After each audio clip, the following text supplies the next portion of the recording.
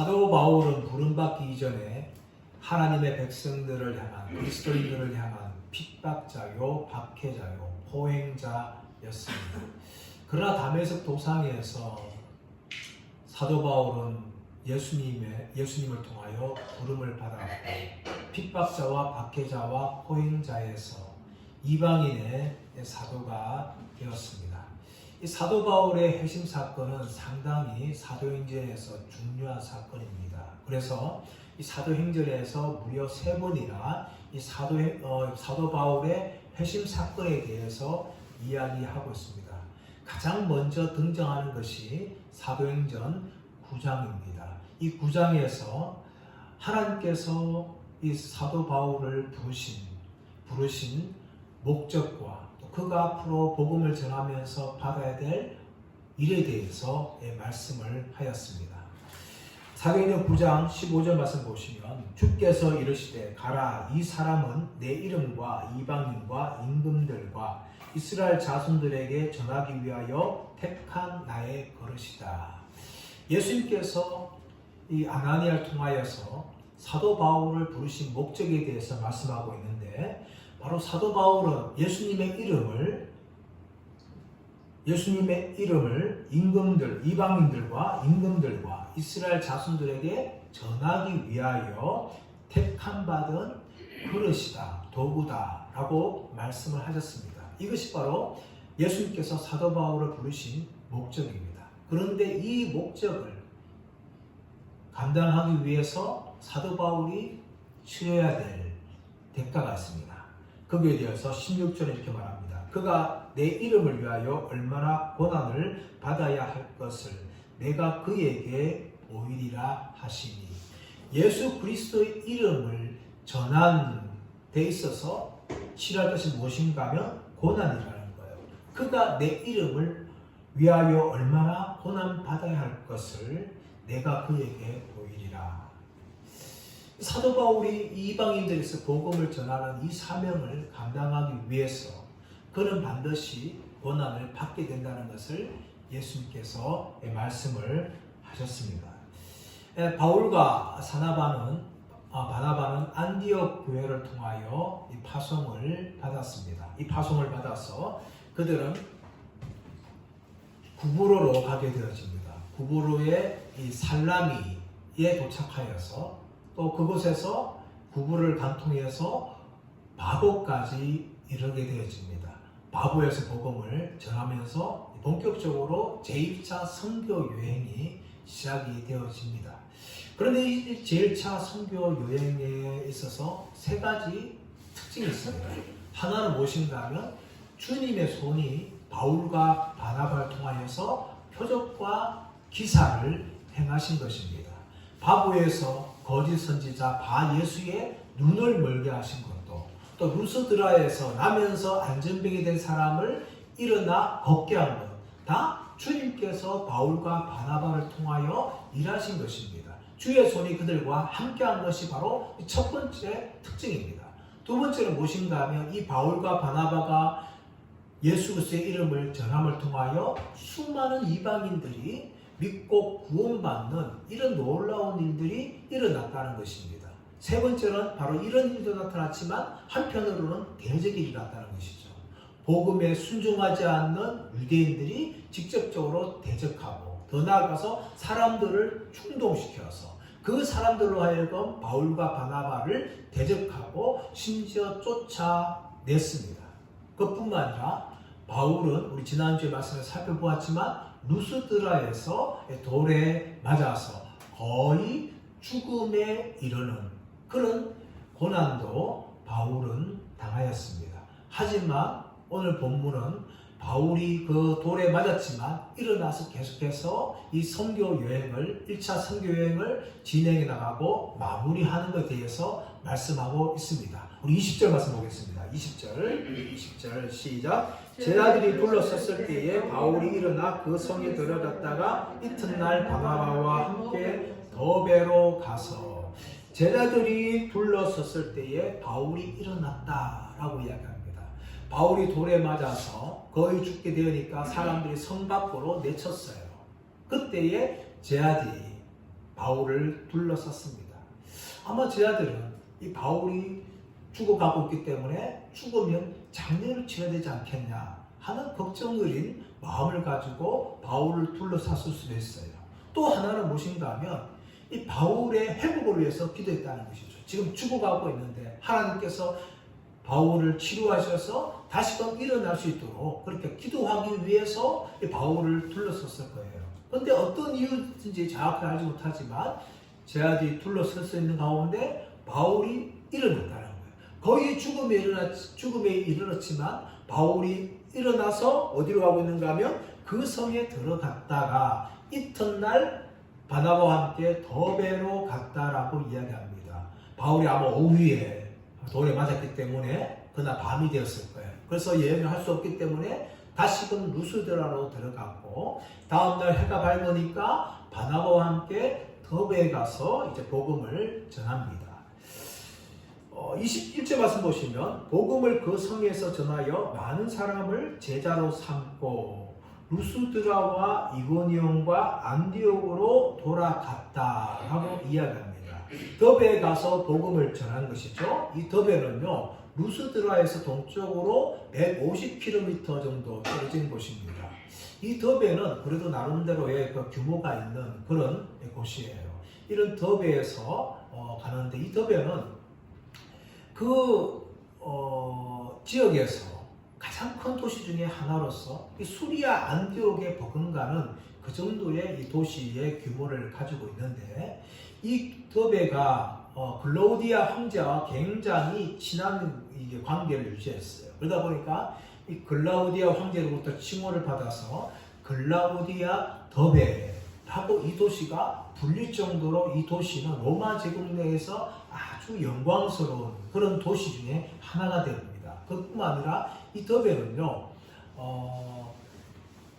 로마 신화 중에서 제우스에 해당하는 주피터라는 신이 있는데 그 신을 루가오니아 방언으로 델베이아라고 부르는데 그 델베에서 가져온 이름이 이 더베다라고 할 정도로 이 더베의 유래가 있었어요. 그래서 이곳은 우상 숭배하는 곳이기도 합니다. 이곳에 들어가서 바울이 복음을 증거함을 통하여서 많은 제자를 삼았는 것이죠. 그런데 보면 특이한 게 무엇인가 하면 다른 지역에서 계속해서 복음을 전할 때마다 유대인들의 대적과 방해가 있었습니다. 하지만 이 더베에는 그런 것이 없었어요. 아주 순적하게 복음을 전하였고 이 복음을 전함을 통해서 많은 제자들이 일어난 것을 성경은 기록을 하고 있습니다. 이렇게 복음을 전했는데 이 더베에서 수리아 안디옥으로 오게 되어지면 바로 1차 선교가 마무리되어지는데 어디로 가는가 하고 있는가 하면 다시 루스드라와 이고니온과 비시디아 안디옥으로 돌아가는 이 바울의 모습을 보여주고 있어요. 사실 지리로 보았을 때에 이 더베에서 바울의 고향인 다소는 굉장히 가깝습니다. 그리고 그 다소에서 배를 타게 되면 바로 수리아 안디옥으로 그냥 돌아갈 수 있어요. 아주 가까운 거리예요. 그런데 바울은 굳이 330km 들어가지고 루스드라와 이고니온과 비시디아 안디옥으로 다시 돌아갑니다. 이것은 시간적으로 봤을 때도 굉장히 시간을 낭비하는 겁니다. 또 에너지 측면은 마찬가지죠. 이미 루스드라와 이고니온과 비시디아 안디옥에서 복음을 전하였고 그곳에 또 많은 사람들이 믿는 일이 역사가 일어났습니다. 그렇다면 굳이 돌아가서 복음을 전할 필요 없고 에너지적으로도 낭비하는 것이죠. 또 더 나아가서 이 루스드라와 이고니온과 비시디아 안디옥은 공교롭게 공통점이 무엇인가 하면 그곳에 살고 있는 유대인들이 바울을 대적하고 또 무리들을 충동하여서 바울을 대적했던 곳이 바로 이 세 곳이에요. 그뿐만 아니라 루스드라는 바울이 심하게 돌에 맞아서 거의 죽음에 이르는 그런 심각한 고난의 장소였습니다. 그런데 바울은 어떻습니까? 굳이 이 길로 돌아가는 겁니다. 심지어 돌에 맞은 그 트라우마가 있는 그런 장소로 바울이 지금 돌아가고 있어요. 우리가 살다 보면 우리 인생에 많은 상처와 사고를 당합니다. 그러다 보면 우리는 정신적으로 트라우마를 겪어요. 우리나라의 베트남 참전한 분들 이야기 들어보면 몸에 후유증도 남지만 이 정신적인 트라우마가 있는 거예요. 베트남 전쟁에 옆에 동료가 죽는 걸 보면서 그런 트라우마를 가지고 있는 거예요. 이런 트라우마는 우리가 살다 보면 생길 수밖에 없는 것이죠. 이런 트라우마를 겪었던 이 루스드라와 이고니온과 비시디아 안디옥으로 바울은 다시금 돌아가는 것이죠. 제가 오래전에 읽었던 책 중에 땅끝에 남은 자라는 책이 있습니다. 이 땅끝에 남은 자는 카자흐스탄에서 선교 사역을 했던 한재성이라는 선교사가 쓴 책이에요. 이 책에 어떤 내용이 나오고 있는가 하면 이 한재성 선교사가 아내인 김진희 선교사와 함께 카자흐스탄에 태권도 선교 사역을 갔습니다. 근데 어느 날 2004년도 9월 13일 날 이 한재성 선교사가 아내를 집에 두고 아내와 자녀를 두고 잠깐 일을 보러 나간 거예요. 근데 그 몇 시간 사이에 강도들이 침입한 거예요. 강도를 침입하면서 돈 1,000달러와 그리고 카메라와 비디오 이런 걸 훔치면서 그냥 가면 되는데 그만 아내인 김진희 선교사를 죽인 거예요. 그런 사건이 일어나자마자 바로 이 한재성 선교사가 들어갔어요. 두 강도와 맞추는 것이죠. 그러면서 몸싸움을 하는데 이 두 강도가 휘두른 쇠파이프에 머리를 맞아서 쓰러진 것이죠. 그리고 두 강도는 도망갔습니다. 이러다 보니까 이미 아내인 김진 선교사는 피를 흘리며 죽어 있었어요. 이것을 보면서 이 한재성 선교사는 마음에 큰 자책감이 생기는 것이죠. 내가 있었다면, 내가 자리를 비우지 않았다면 내가 이 아내를 죽지 않도록 막아줬을 것인데 내가 태권도 사범으로 태권도 선교를 하러 이 땅에 왔는데 나의 태권도로 아내의 죽음을 막지 못했구나. 이런 마음의 자책감이 굉장히 셉니다. 너무나 고통하는 것이죠. 자신을 따라 먼 나라 대한민국을 버리고 먼 나라 이 카자흐스탄까지 왔는데 아내가 두 강도에 가령해서 그렇게 죽임을 당하고 피 흘리고 있는 모습을 보면서 이 선교사님의 마음은 주체할 수 없는 큰 슬픔과 또 스스로 향하여서 자책감에 시달리는 것이죠. 그리고 이 아내의 시신을 경기도 화성에 와서 묻어주고 방언하는 것입니다. 하지만 다시금 아내를 죽인 그 카자흐스탄으로 이분이 다시금 선교를 떠났습니다. 그리고 그곳에서 우크라이나라 사역지로 옮기고 전쟁이 나자 할 수 없어서 철수를 하는 그런 우리 이 한재성 선교사는 카자흐스탄에 아내를 죽었던 그 이야기를 땅끝에 남은 자 그런 책에 기록을 한 겁니다. 여러분 그 선교사의 마음이 얼마나 고통스럽겠습니까? 다시금 가고 싶지 않은 그 땅이 아니겠습니까? 그런데 불구하고 이분은 자기가 복음을 증거한 땅이기 때문에 그 땅에 다시금 돌아가는 일을 했습니다. 오늘 사도바도 마찬가지죠. 루스드라와 이고니온과 비시디아 안디옥은 바울과 바나바를 심하게 대적했던 것이고 특별히 가장 처음으로 돌아가야 되는 그 루스드라는 바울을 돌로 쳤던 곳이었습니다. 안 가고 싶은 장소였을 거예요. 그러나 바울은 다시금 발걸음을 옮겨서 루스드라와 이고니온과 비시디아 안디옥으로 돌아갑니다. 그렇다면 왜 돌아갔을까요? 그 이유가 22절, 23절에 나오는데 22절 말씀하겠습니다. 22절 시작. 제 아들의 마음을 굳게 하여 이 믿음에 머물러 있으라 권하고 또 우리가 하나님의 나라에 들어가려면 많은 환난을 겪어야 할 것이라 하고 제 아들의 마음을 굳게 하여 이 믿음에 머물러 권하였습니다. 마음을 굳게 하기 뭡니까? 강하게 하고 확실하게 하는 것이죠.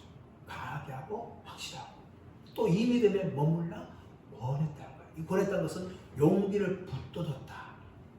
격려했다. 왜 이렇게 해야 됩니까? 이 제자들은요 바울이 핍박받는 것을 다 봤을 겁니다. 사람들이 바울을 향하여서 돌로 쳐서 또 죽임을 죽이려고 하는 그 모습까지 봤고, 또 심지어 거의 죽어가는 바울을 둘러섰어요. 이 바울의 고통스러운 모습을 이 제자들은 봤습니다. 그래서 그들 마음 가운데도 상처가 있는 것이죠. 또 바울과 바나가 떠났을 때에 남아있는 제자들은 다른 사람들 통해서 또 핍박도 받았을 것입니다.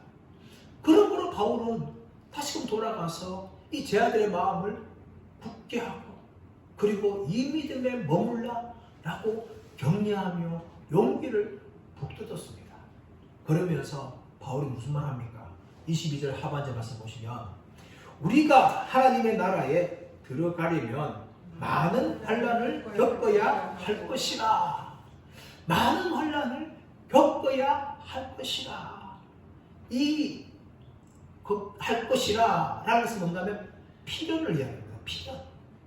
다시 말하면 우리가 하나님 나라에 들어가려면 많은 환난을 반드시 겪게 된다, 이 말인 거예요. 여러분, 우리가 예수 믿고 구원받고 믿음의 길을 끝까지 가고 천국까지 가는 데는 무엇인가 하면 많은 환난이라는 겁니다.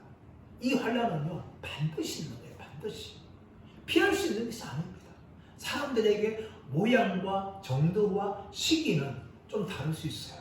하지만 여러분, 반드시 예수 믿는 사람들은요 믿음의 환난을 피할 수가 없는 거예요. 어떤 모양으로 어떤 때든지 간에 이 핍박과 대적을 반드시 받게 된다는 겁니다. 여기에 대해서 로마서 8장 17절 말씀에 이렇게 말합니다. 자녀이면 또한 상속자 곧 하나님의 상속자요 그리스도와 함께 상속자니 우리가 그와 함께 영광을 받기 위하여 고난도 함께 받아야 할 것이니라.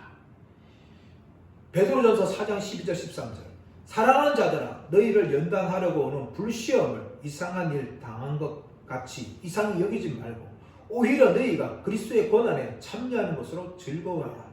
이는 그의 영광을 나타내실 때에 너희로 즐거워하고 기뻐하게 하려 함이라. 우리가 천국의 영광을 누리기 위해서 반드시 이 땅에 불시험, 반드시 환난이 있다는 겁니다. 영어 속담에 No cross, no crown 이란 말이 있습니다. 이 말은 무슨 말인가 하면 고난 없이, 십자가 없이 면류관, 영광이 없다는 거예요. 영광을 누리기 위해서 반드시 고난이 있다는 겁니다. 누가 보여주셨습니까? 바로 예수님 보여주셨어요. 예수님께서는 부활하시고 또 40일 후에 성찬하셔서 하나님의 보호자 우편에 앉으시는 그런 영광을 누리셨어요. 그런데 이 영광을 누리기 위해서 예수님이 반드시 통과해야 되는 과정이 무엇인가 하면 고난과 십자가의 죽음이었습니다. 고난과 십자가의 죽음 없이 예수님은 부활과 성찬하지 않았어요. 고난과 십자가의 죽음을 통과하신 후에 예수님께서 부활하셨고 승천하시는 영광을 누리신 것이죠. 마찬가지입니다. 우리가 이 땅에서 천국에 들어가는 영광을 누리고 천국에 들어가는 기쁨을 누리기 위해서 우리는 반드시 이 고난, 믿음의 환난을 통과해야 되는 겁니다. 이 땅에 사는 사람 모두는 다 인생의 고난을 당하죠. 하지만 우리 그리스도인들은요 그런 인생의 고난뿐만 아니라 믿음 때문에 받는 환난을 반드시 겪게 된다는 거예요. 그것을 통과해야지만 하나님 나라에 들어간다는 것이죠. 너희가 하나님 나라에 들어가려면 반드시 이 땅에서 환난을 당한다 라고 사도 바울이 말하고 있는 것입니다. F.F. 브루스라는 유명한 교수님은 여기서 이렇게 말하고 있습니다. 그리스도의 영광을 공유할 사람들은 지금 그리스도를 위해 또 그리스도와 함께 고난을 당하는 사람들이다 라고 말하고 있습니다. 이 말이 무슨 말을 하고 있습니까? 우리가 천국에서 그리스도와 함께 영광을 누리는 사람들은 반드시 지금 그리스도와 함께 또한 그리스도를 위하여서 고난받는 사람들이라는 것을 말하고 있습니다. 그러나 여러분, 우리가 이렇게 고난받을 때에 우리는 결코 낙심하거나 좌절하지 말아야 됩니다. 우리가 어떻게 반응해야 됩니까? 바로 사도들처럼 반응을 해야 됩니다. 사도들이 예수 이름 때문에 능력받을 때 어떻게 합니까? 사도행전 5장에서 그들은 그리스도의 이름 때문에 능력받는 것을 기뻐하며 떠났다라고 말하고 있습니다. 사랑 여러분, 우리가 믿는 믿음 때문에, 예수님의 이름 때문에 우리가 고난받고 환난받고 핍박당할 때에 결코 낙심하지 마시고 정말 그 이름 때문에 고난받는 것을 기뻐하시길 바랍니다. 왜 그렇습니까? 우리에게는 천국의 영광이 있기 때문입니다. 천국에서 그리스도와 함께 영광을 누리는 사람들이기 때문에 우리는 고난과 핍박 때문에 좌절하고 낙심하는 것이 아니라 기뻐하면서 믿음의 길을 가시기를 축복합니다. 이제 여러분, 바울은 바나바와 함께 복음을 전하면서 루스드라와 이고니온과 안디옥에 가서 제 아들을 굳게 하고 그들을 가운데 격려하였습니다. 근데 또 한 가지 이유가 23절에 나오고 있습니다. 23절 읽어볼까요? 시작. 각 교회에서 장로들을 택하여 금식 기도하며 그들이 믿는 주께 그들을 위탁하고, 각 교회에서 장로들을 택하였다라고 이야기합니다. 장로들을 택했다, 이 택했다는 표현은 무엇인가 하면 바울과 바나바가 임의적으로 루스드라와 이고니온과 비시디아 안디옥에서 성도들을 뽑은 것이 아니라 성도들이 손을 들어서 자기 교회에서 누가 장로가 되어야 되는지를 표를 합니다. 그러면 그 표를 한 사람들을 안수하여서 장로들로 세웠다는 것이죠. 근데 이 장로들이 왜 필요합니까? 이 장로들이라는 것은 엄연한 문자적으로 봤을 때에 나이가 많은 사람들이라는 의미를 가지고 있어요. 하지만 단순히 나이가 많은 사람들이 아니라 믿음에서 인격적으로 장로가 되기에 성숙한 사람들이 됩니다. 또 영적인 지혜가 있어야 돼요. 그리고 이 사람들이요, 바울과 바나바가 떠났을 때에 남아있는 성도들이 믿음 가운데 흔들리거나 넘어지거나 또 떠나지 않도록 그들을 붙들고 그들을 격려할 수 있는 이 성경적인 지식뿐만 아니라 단단한 믿음을 가지고 있는 사람들이어야 돼요. 이런 사람들을 장로들을 세우는 것이죠. 그래서 장로를 세우는 것은 너무나 중요한 것입니다. 바울과 바나바가 이렇게 신중하게 이 장로들을 세우고 그뿐만 아니라 어떻게 합니까? 그들을 기도하죠. 23절 하반절 말씀 보시면 금식 기도하며 그들이 믿는 주께 그들을 의탁하고, 그들을 위탁했다는 것이죠. 바울과 바나바가 영원히 루스드라와 이고니온과 비시디아 안디옥에서 머물 수 없었어요. 그들은 떠나야 됩니다. 그렇다면 바울과 바나바가 떠나간 후에 분명히 교회에는 시험과 환난이 찾아와요. 그것을 잘 성도들을 감당하고 교회를 지켜줄 사람들이 장로들이기 때문에 이 장로들을 위해서 어떻게 합니까? 금식 기도해요. 금식 기도하면서 그들을 주님께 위탁하여 맡게 됩니다. 이것은 무엇을 보여주고 있는 겁니까? 바울과 바나바가 비록 복음을 전하여서 루스드라와 이고니온과 비시디아 안디옥 교회를 세웠지만 바울과 바나바가 교회의 머리거나 교회의 주인이 아니라는 것이죠. 그들이 비록 복음을 전거하여서 교회들을 세웠지만 그 교회들의 주인은 바로 예수 그리스도라는 것입니다. 주님이시라는 거예요. 그래서 세웠던 이 장로들은 뭡니까? 주님께 맡겨서 주님께서 그들을 붙잡아 주시고 몸된 교회들을 잘 목양할 수 있도록 그들을 주님께 맡기는 일을 금식하며 기도하며 바울과 바나바가 그 일을 했다는 겁니다. 그리고 나서 그들은 이제 다시금 돌아오는데요. 24절 말씀 보시면 비시디아 가운데로 지나서 밤빌리아에 이르러, 지금까지는 갈라디아 지방이 있었는데 이제 밤빌리아 지역 오죠. 밤빌리아 지역 오면서 25절 말씀 보시면 말씀을 버가에서 전하고 아탈리아로 내려가서 라고 이야기합니다. 25절에 나오는 말씀을 버가에서 전하고, 왜 버가에서 전했을까요? 13장 초반 말씀 가보시면 바울과 바나바가 이 버가에 도착한 후에 바로 비시디아 안디옥으로 넘어가는 장면을 이야기합니다. 버가에서 복음을 전하지 않았어요. 근데 버가에서는 두 가지 일이 있죠. 하나는 무엇인가 하면 마가 요한이 갑자기 버가에서 예루살렘으로 돌아가는 것이죠. 이유는 말하지 않습니다. 정확한 이유는 알 수 없어요. 나중에 이 때문에 바나바와 바울이 다쳐서 헤어지는데 추측하기는 이 마가 요한이 힘들어서 돌아갔을 것이다 라고 추측할 수 있어요. 아니면 바나바가 이제 바울 뒤로 물러서기 때문에 기분이 나빠서 돌아갔다. 여러 가지 이유가 있지만 어떤 건 정확히 알 수 없어요. 그러나 마가 요한이 중간에 돌아가시죠. 또 한 가지 뭔가 하면 버가에서 복음을 전하지 않고 바로 비시디아 안디옥으로 건너갔다는 거예요. 여기에도 뭐 학자들은 바울과 바나바가 병에 걸렸기 때문에 치료하기 위해서 갔다 뭐 여러 가지 이야기하고 있지만 어떤 이유인지는 성경은 침묵하고 있어요. 마가 요한이 돌아간 이유도 침묵하고 있고 또 버가에서 복음을 전가하지 않고 비시디아 안디옥으로 바로 갔는 것도 침묵하고 있어요. 그래서 어떤 이유든지 정확하게 알 수가 없어요. 우리가 성경을 읽다가 정확하게 말하고 있지 않는 내용들을 접할 때가 있습니다. 그럴 때 굳이 왜 그러느냐 따지지 마시고 그냥 넘어가시면 돼요. 말씀이 설명하지 않으면 설명하는 걸 만족하시면 돼요.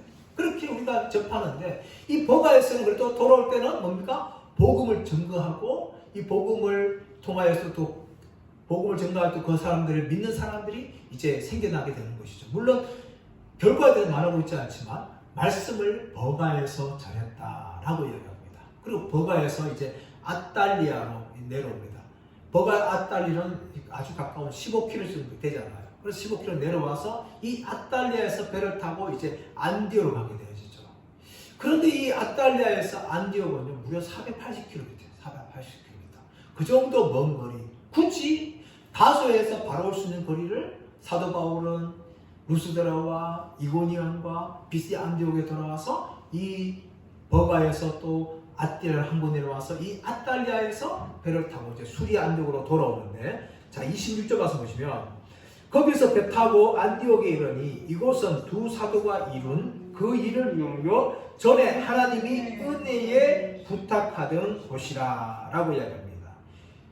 안디옥은 뭡니까? 수리아 안디옥. 수리아 안디옥은 이곳은 두 사도가 이룬 그 일을 위하여 전에 하나님의 은혜에 부탁하던 곳이다 라고 이야기합니다. 두 사도가 이룬 그 일을 위하여. 여러분 두 사도가 이룬 그 일은 뭡니까? 바로 1차 선교 여행에서 이루었던 결과들을 이야기합니다. 수리아 안디옥 교회에서 바울과 바나바가 안수를 받고 선교사로 세워집니다. 그래서 이 수리아 안디옥에서 항구였던 실리기아로 내려와서 그 실리기아에서 배를 타고 구브로섬으로 가죠. 구브로섬에서 도착해서 살람에 도착하고 구브를 간통해서 바보에서 또 배를 타고 이제 아달리아로 갑니다. 아달리아로 가서 버가로 올라가죠. 버가에서 곧장 비시디아 안디옥으로 올라가고 비시디아 안디옥 또 이고니온 루스드라에서 복음을 전가함을 통해서 수많은 예수 믿는 사람들이 나타나게 되어집니다. 또 바 예수를 눈물게 하고 또 남의 한 여자를 병을 고치는 이런 짓도 행합니다. 하지만 루스드라에서 바울은 더베로 가서 복음을 전가하고 그 더베에서 바로 수리아 안디옥으로 돌아오기 위해서 다소에 내려가 배를 타면 되는데 그렇게 하지 않고 굳이 330km 둘러서 다시금 루스드라와 이고니온과 비시디아 안디옥으로서 가서 복음을 전가하면서 제 아들의 믿음을 굳게 하고 그리고 장로들을 세워서 교회를 든든하게 지키는 일을 한 후에 다시금 버가로 내려와서 버가에서 아달리아 항구로 내려와 바로 배를 타고 수리아 안디옥으로 돌아옵니다. 이런 1차 선교 여행에서 사도 바울이 두 사도가 다 행한 일이죠. 하지만 이 모델이 뭡니까? 바로 주님께서 한 일이에요. 그래서 26절 말씀 보시면 하나님의 은혜에 부탁하던 곳이다 라고 이야기합니다.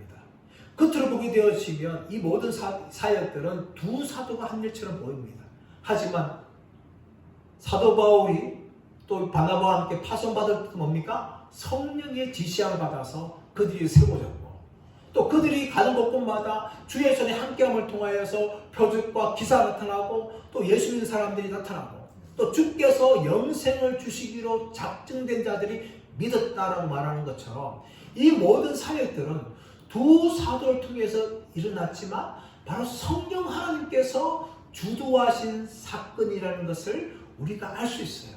그래서 이 모든 걸 위해서 이 안디옥 교회가 어떻게 합니까? 금식하며 기도하며 두 사도를 파송했어요. 그래서 두 사도를 통해서 이런 놀라운 일이 다 마치게 되어지는 것이죠. 그러면 여러분 우리가 주어진 사명에 대해서 최선을 다해야 돼요. 맡기진 사명에 대해서 우리의 힘으로 정말 주님께 부충하지 않고 정말 열심히 충성을 다해야 합니다. 하지만 여러분, 우리가 하는 것이 내가 한 것이 아니라 다 모든 것이 주님의 은혜라고 우리는 고백해야 돼요. 우리가 구원받는 것도 주님의 은혜고, 우리가 충성할 수 있는 힘을 주신 것도 주님의 은혜고, 또 우리에게 은사를 주신 것도 다 주님의 은혜예요. 물론 우리가 그 모든 걸 통해서 우리가 최선을 다해야 되지만, 우리는 주님 앞에, 주님, 나는 무익한 종입니다. 모든 것이 다 주님의 은혜입니다. 라고 고백할 수 있어야 돼요. 사도 바울은 고린도전서 15장 10절에서 이렇게 말합니다.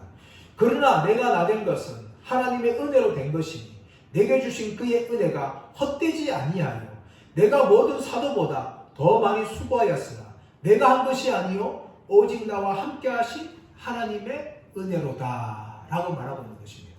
사도 바울은 정말 이 고백처럼 내가 다른 모든 사도보다 더 많이 수고하였으나, 맞습니다 여러분. 다른 어떤 사도보다 정말 사도 바울처럼 헌신한 사람이 없어요. 수고한 사람이 없어요.